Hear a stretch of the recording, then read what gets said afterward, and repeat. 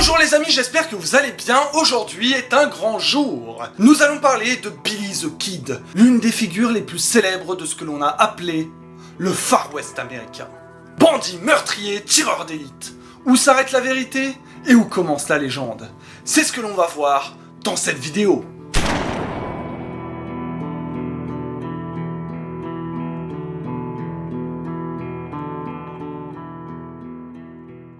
Je vous le préviens tout de suite, il y a beaucoup d'inconnus dans la vie du plus célèbre des Desperados. Et ce, dès le départ, puisqu'il n'existe aucune preuve de sa date et de son lieu de naissance. On sait qu'il a existé, ça c'est sûr, mais pas quand ça a commencé. Selon Pat Garrett, Billy serait né le 23 novembre 1859 sous le nom de William Henry Bonnet. Mais la date est sûrement inventée. On reparlera de ce monsieur Garrett un peu plus tard. Sur son enfance, là encore, c'est un peu flou. Sa mère s'appelle Catherine McCarthy et serait une immigrée irlandaise ayant fui son pays et la famine pour l'Amérique. On ne connaît pas son père, il a un frère mais qui est peut-être son demi-frère, et en fait sa mère est peut-être sa tante. C'est compliqué, ce qui est sûr c'est que durant son enfance, il porte le nom de William Henry McCarthy. En 1870, sa mère veuve s'installe dans le Kansas et ouvre une laverie. La pauvre attrape la tuberculose et va migrer vers une région chaude. Et pour cela, quoi de mieux que Santa Fe au Nouveau-Mexique? Température de l'air, 800 degrés à peu près. Catherine épouse un prospecteur d'argent, William Antrim. Et le futur Billy the Kid prend le nom de son beau-père. Catherine meurt en 1874, Antrim place ses beaux-fils dans des familles d'accueil. Billy décide alors de voler de ses propres ailes et part pour Silver City dans l'Arizona. Il porte alors le nom d'Henry Antrim. Pas facile de s'y retrouver avec tous ces changements de patronyme. Le petit Henry prend son envol et s'engage dans la mauvaise voie.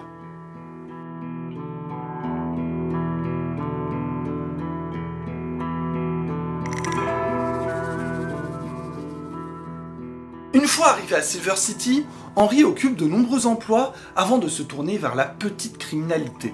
On y va doucement. Il vole la caisse d'une laverie chinoise et se fait arrêter, direction la prison. On n'est pas encore sur un cas d'or. Il s'évade et rejoint son beau-père dans l'Arizona. Ce dernier le rejette et Henry travaille dans les ranchs pour gagner sa vie. Le 17 août 1877, le cap est franchi. C'est la bascule. Lors d'une bagarre avec un dénommé Frank Cahill, Henry se fait plaquer au sol, saisit son flingue et lui met une balle dans le ventre. Henry n'a pas encore 18 ans. Il est recherché pour meurtre et s'enfuit au Nouveau-Mexique. Il rejoint un gang appelé The Boys, spécialisé dans les vols de chevaux. Henry se fait de nouveau arrêter pour avoir cambriolé un certain John Tunstall. Mais ce John Tunstall n'est pas n'importe qui. Suivez bien. Tunstall travaille pour John Chisholm, le plus grand propriétaire de bétail de tous les États-Unis. Avec plus de 100 000 bêtes, pour la plupart volées aux Indiens notamment. La notion de légalité était plutôt vague dans le Far West. C'est d'ailleurs la base de sa légende. Ce fameux propriétaire est engagé dans une rivalité de territoire avec John Dolan et Lawrence Murphy.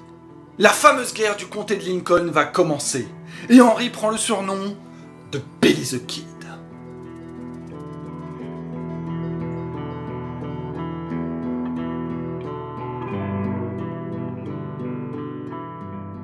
De la rivalité à la guerre, le cap sera franchi le 16 février 1878. Ce jour-là, John Tunstall convoie 9 chevaux vers Lincoln, lorsqu'il est abattu de sang-froid par la bande du shérif William Brady qui travaille pour Dolan et Murphy. Même les shérifs s'en mêlent. Vous imaginez le bordel? En tout cas, c'est le début de la guerre. On peut noter une petite dimension religieuse au conflit. La bande de Murphy est composée majoritairement d'Irlandais catholiques, et celle de Tunstall est protestante. Comme s'il y avait besoin de la religion pour compliquer encore plus la situation. Les hommes de Tunstall veulent le venger, et la bande des Regulators va être créée. Une bande de 12 criminels réputés pour être des fines gâchettes. Et parmi eux, Billy the Kid.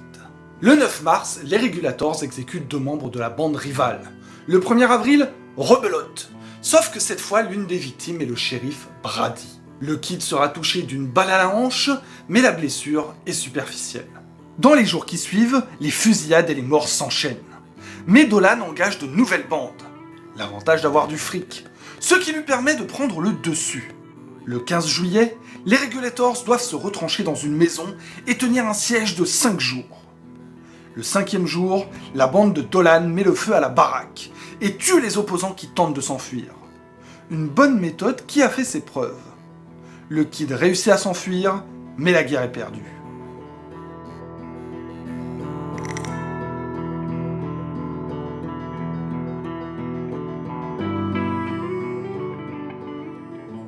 Fin 1878, un nouveau gouverneur est nommé dans l'état du Nouveau-Mexique. Lew Wallace, qui sera l'auteur de Ben-Hur, le roman américain le plus vendu du 19e siècle. C'est pas de la merde. Il est là pour ramener la paix et l'ordre. En mars 1879, le Kid en a marre de sa vie de fugitif.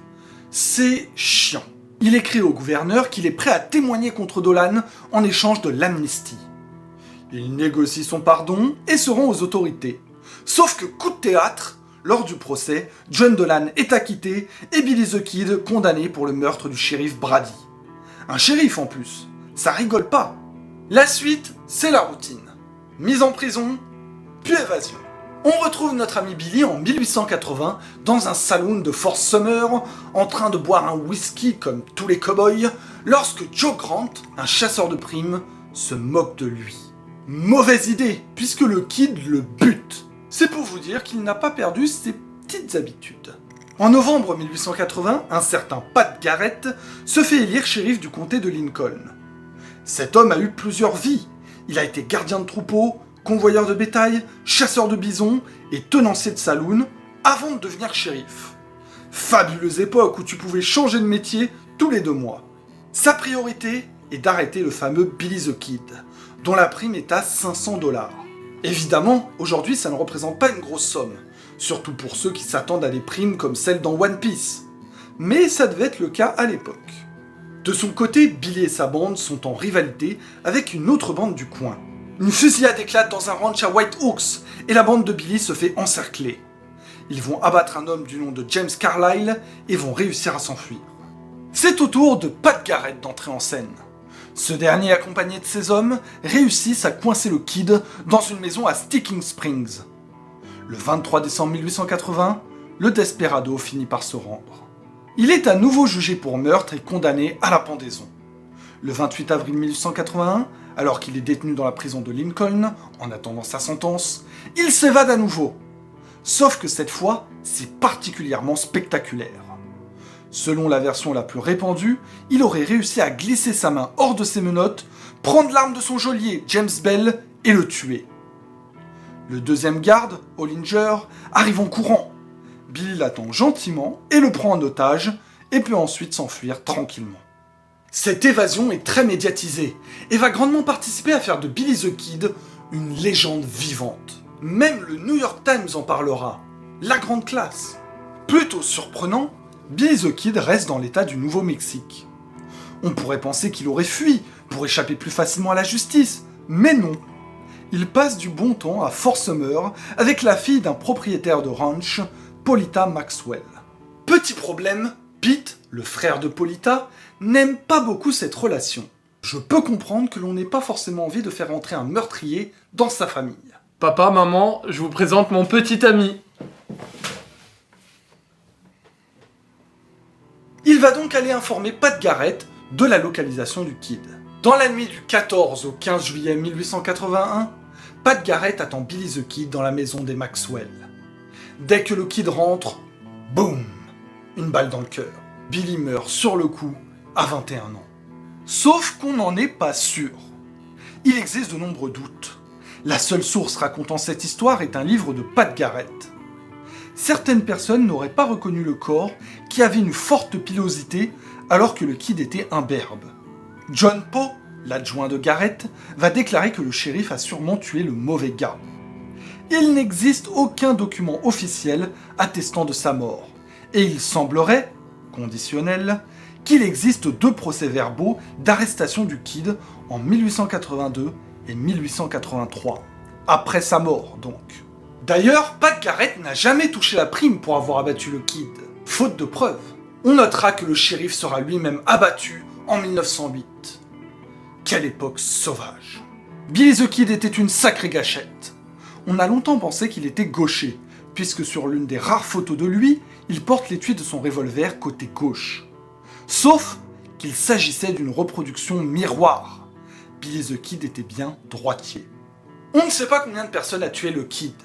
Il est réputé pour en avoir tué 21, un pour chaque année de sa vie. Mais seulement 9 sont attestés, ce qui est déjà beaucoup. Billy the Kid est une légende, un mythe. Les objets liés à sa vie se vendent à prix d'or. Les 3 photographies de Billy adulte valent cher. Surtout celles où on le voit entouré de 4 hommes, dont Pat Garrett. Vous imaginez les deux ensemble sur la même photo. Sa valeur serait de 3 à 5 millions de dollars. Le pistolet de Pat Garrett, celui avec lequel il a tué le Kid, s'est vendu à 6 millions de dollars, ce qui en fait l'arme à feu la plus chère du monde. C'est la fin de cette vidéo! Encore une sur cette période incroyable qu'a été le Far West. Aujourd'hui, c'était du lourd. Billy the Kid, peut-être l'homme le plus célèbre de cette époque, avec les Dalton. Si vous aimez bien cette série sur les légendes de l'Ouest, c'est une de nos préférées. N'hésitez pas à le mettre en commentaire et à nous dire de quelle personnalité de l'époque vous aimeriez qu'on vous raconte l'histoire. Et avant de finir, vous avez intérêt à vous abonner. Sinon, je me suis peut-être trompé d'époque. Abonnez-vous quand même.